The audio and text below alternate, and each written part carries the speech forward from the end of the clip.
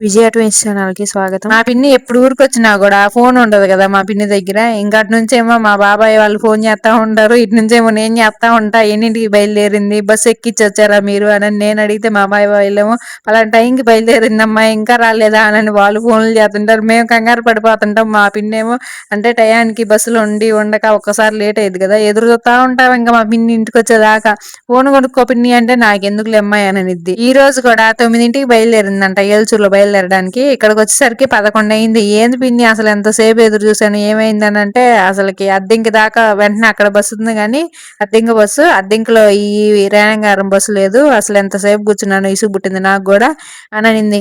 నేనేమో సరే ఫోన్ చేసి డైరెక్ట్ గా ఒంగోలు బస్సు ఎక్కి ఒంగోలు బస్ స్టాండ్ లో దిగు, నేను కూడా ఒంగోలుకి వస్తానని చెబుదామంటే మా పిన్ని కాడ ఫోన్ లేకపోయా. ఇంకేం చేద్దాం అట్టానే రాత్రి ముందు రోజు ఫోన్ చేసి చెప్పింది, నేను ఇట్లా ఇంటికి వస్తాను, నేను వచ్చేసరికి రెడీ అయ్యిండు అని చెప్పి. అట్లాగా ముందు రోజు అనుకుంటే బస్ స్టాండ్ లో దిగి కలుద్దాంలే అని అనుకుంటే బాగుండేది. ఇంకా అప్పటికప్పుడు రాకపోయేసరికి ఎదురు చూసి నాకు ఇంట్లో పనంతా అయిపోయింది. మళ్ళీ వీడియోలో ఎడిటింగ్ చేసుకున్నాను, అయినా కూడా రాకపోయా. మా పిన్ని వచ్చిందే లేట్ అనుకుంటే మళ్ళీ మేము రోడ్డు మీదకి వచ్చి రోడ్డు మీద కూర్చున్నాము. ఒక 20 నిమిషాలు ఏం కూర్చున్నాము, ఎంతసేపటికి బస్సు రాలా. అబ్బో ఇంక మేము ఇంటికి వచ్చేసరికి ఈ టయాన మధ్యాహ్నం పూట పోయి ఇంటికి ఓపీలు వచ్చి పిలిచి వాళ్ళు చూసి మళ్ళీ అడగని ఎక్స్రే రాస్తే ఎక్స్రే తీపించుకొని ఇంటికి వచ్చేసరికి ఏ రాత్రి 8, 9 అయిద్దో. ఇంక ఈ రోజు వద్దులే అని చెప్పి వెనక్కి వెళ్ళబోయాం. వెనక్కి కొంచెం దూరం వెళ్ళేసరికి ఇంకా అంటే మా చిన్న మావయ్య వాళ్ళు మా బావ వాళ్ళ ఇల్లు రోడ్డు దగ్గరే. బస్సు వస్తుందని అప్పుడు కేకేస్తే ఇంక అప్పుడు లగెత్తాము ఇద్దరం ఒకటే. అసలు మామూలుగా లగెత్తలే ఇద్దరం, బస్సు పోయిద్ది అని చెప్పి ఇంకా లగెత్తుకుంటా వచ్చి బస్సు ఎక్కాము. ఇంతకీ ఎందుకు ఏంది అని చెప్పలేదు కదా, మా పిన్నికి ఒక 3 రోజుల నుంచి నడుము నొప్పి బాగా వస్తుందంట.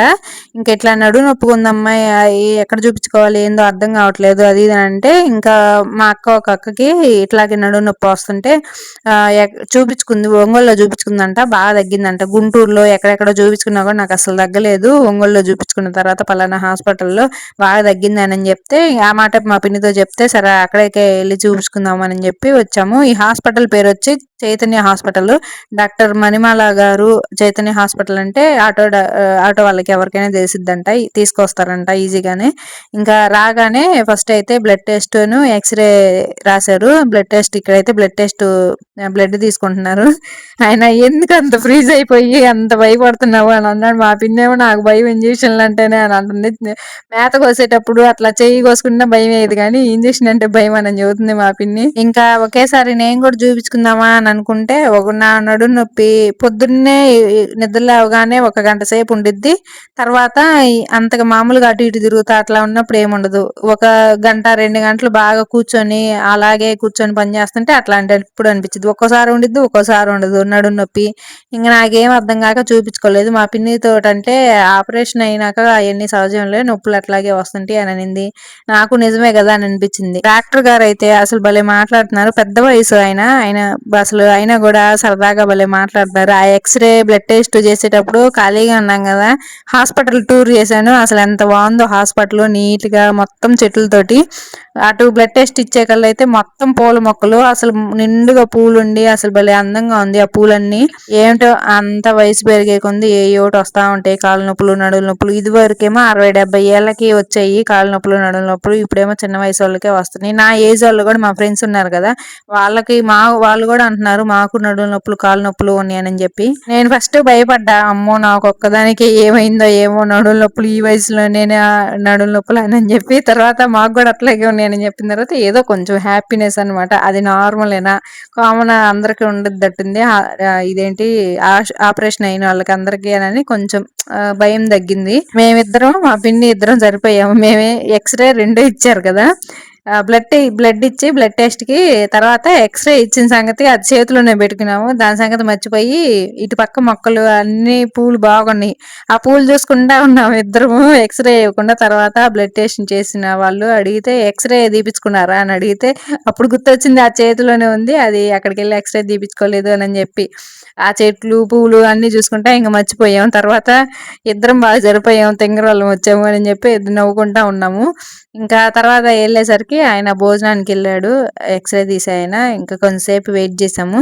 పూలు చూడండి ఇవే అసలు ఎంత బాగున్నాయో, గుత్తులు గుత్తులు గుత్తులు గుత్తులు ఉన్నాయి పూలు అయితే. ఇవన్నీ ఏంటి నందివర్ధన పూల నూరు వరాల చెట్లు. ఇవి నూరు వరాల పూలు, నూరు వరాల చెట్లు. ఏదో అసలుకి గుత్తులు గుత్తులు భలే ఉన్నాయి. అసలు పూలు అయితే మాత్రం భలే అందంగా ఉన్నాయి. ఇంకా తర్వాత వెళ్ళి ఇవేంటి కింద కూడా గడ్డి చామంతి అంట. ఇవి కూడా అసలు ఎంత అందంగా ఉన్నాయో పూలు, ఎంత బాగున్నాయో. తర్వాత ఎక్స్రే అది తీసిన తర్వాత ఇంకా లోపలికి వెళ్ళి డాక్టర్ గారితో మాట్లాడుతుంటే ఆయన అసలు ఎంత మంచిగా మాట్లాడుతున్నారో. పెద్ద వయసు అయినా కూడా అసలు భలే మంచిగా అనిపించారు. నన్ను మీరేం చేస్తుంటారు అని అడిగారు. అంటే ఫస్ట్ మీకేమవుతుందండి ఏమా అని అడిగితే మా పిన్ని అని చెప్పా. తర్వాత ఏం చేస్తుంటారు మీరని అడిగితే యూట్యూబర్ అని చెప్పా. యూట్యూబర్ అని అన్నారు. నేను అసలు ఇప్పుడు దాకా ఎక్కడ ఎవరితో చెప్పను, సామాన్యంగా చెప్పను యూట్యూబర్ అని. ఈరోజు ఎందుకో చెప్పాలనిపించింది, ఇంకా అవ్వకని చెప్పేసాను. యూట్యూబర్ అనే నర్సులు అందరూ ఒకసారిగా చూసారు యూట్యూబర్ అని చెప్పి. ఇంకా నర్సులు అయితే నా సిస్టర్స్ అయితే అప్పటికప్పుడే సబ్స్క్రైబ్ చేసుకొని భలే వీడియోస్ ఇట్లా ఇంతమంది ఉన్నారా అది ఇది అని చెప్పి మంచిగా మాట్లాడారు. ఆ హాస్పిటల్లో ఒక అమ్మాయి ఉంది. కొరియన్ కే డ్రామాస్ లో ఉంటది కదా, కొరియన్ మూవీస్ లో ఉంటది కదా, ఆ అమ్మాయి లాగా అసలు ఎంత బాగుందో, సేమ్ అట్లాగే ఉంది. నేను వెళ్ళిన దగ్గర నుంచి అమ్మాయి కళ్ళేది వస్తున్నా వీడియో తీద్దామంటే మళ్ళీ ఏమనుకుని ఇద్దలే అని చెప్పి తీయలేదు. తర్వాత లాస్ట్ లో ఇట్లా యూట్యూబ్ ఛానల్ ఉంది అని చెప్పాను కదా, అప్పుడు ఇంకా నా పేరు చెప్పగానే సెర్చ్ చేసి వీడియోస్ కొన్ని చూసిన తర్వాత ఇట్లా చూసాము వీడియోస్ ఇప్పుడే అది ఇది అని చెప్పిన తర్వాత చెప్పాను నేను, ఇట్లా కే డ్రామాస్ లో హీరోయిన్ లాగున్నారు మీరు, భలే ఉన్నారు, బాగున్నారు అది ఇది అని చెప్పాను. అమ్మాయి కూడా నవ్వుతుంది. అసలు భలే ఉంది. వీడియో తీయాల్సిందే, అసలుకి బాగుంది. అసలు రియల్ గా కొరియన్ డ్రామాస్ లో ఎలా ఉంటారో అలాగే అసలు భలే అందంగా ఫుల్ కలర్ తెల్లగా ఉంది.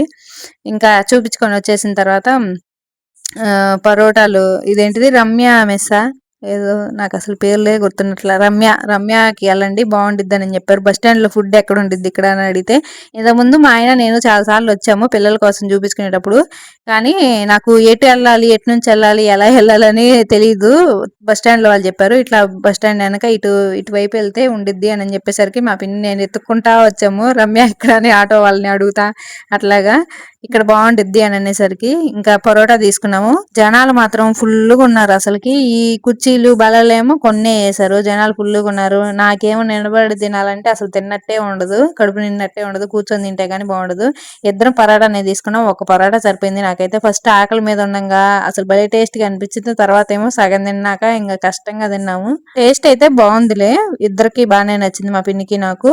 ఇక్కడైతే మన సబ్స్క్రైబర్స్ కనిపించారు. నేను తింటుంటే చూసి నవ్వుతా ఉన్నారు. ఎందుకు నవ్వుతున్నారా అనుకున్నాను. తర్వాత పలకరించారు, మీరు యూట్యూబ్ లో వస్తారు కదండి అది ఇది అని చెప్పి. వీళ్ళే భలే మాట్లాడారు, మంచిగా మాట్లాడారు. అన్ని నేను వీడియోస్ లో ఏమేమి చెప్పాను, ఏమేమి మాట్లాడాను అన్ని చెప్తున్నారు. రెగ్యులర్ గా ఫాలో అవుతారంట. నాకు అనిపించింది అరే నిజంగా ఫాలో అవుతున్నారు వాళ్ళు, అవన్నీ చెప్పేసరికి నిజంగా ఫాలో అవుతున్నారు, ఏదో ఒక వీడియో రెండు వీడియోలు కాదు అని అనిపించింది. ఇంక తినేసి వెంటనే బస్ స్టాండ్కి వచ్చేసి బయలుదేరాము. నాకు కూల్ డ్రింక్స్ లో మజా కూల్ డ్రింక్ అంటే చాలా ఇష్టము. ఇట్లా బయటకు వచ్చినప్పుడు ఎండక ఏమో కానీ బయటకు వచ్చినప్పుడల్లా నాకు ఇట్లా మజా తీసుకొని తాగాలనిపించింది. ఇద్దరం తాగేసాము. మా పిల్లలకైతే పాప్కార్న్ తీసుకున్నాను. పొద్దునే చెప్పాను నేను ఇట్లా వెళ్తున్నానమ్మా హాస్పిటల్ కి, అత్తకు బాగాలేదంట చూపించడానికి, వచ్చేటప్పుడు పాప్కార్న్ తీసుకొస్తానులే అని చెప్తే సరేమా అని చెప్పారు. మీ పిల్లలు కూడా అట్లాగే సరే అని సైలెంట్ ఉంటారా లేకపోతే గొడవ చేస్తారా అనేది కామెంట్ చేసి చెప్పండి. మా పిల్లలు అయితే అసలు భలే అర్థం చేసుకుంటారు, విసికెచ్చరు. అబ్బో కొంతమంది పిల్లల్ని చూశాను గోల గోల చేస్తారు, యాడికి పోతాం అన్నా కూడా. మా పిల్లలు ఎప్పుడన్నా రేర్ గా గొడవ చేస్తారు కానీ చాలా వరకు ఏమి సైలెంట్ గానే ఉంటారు.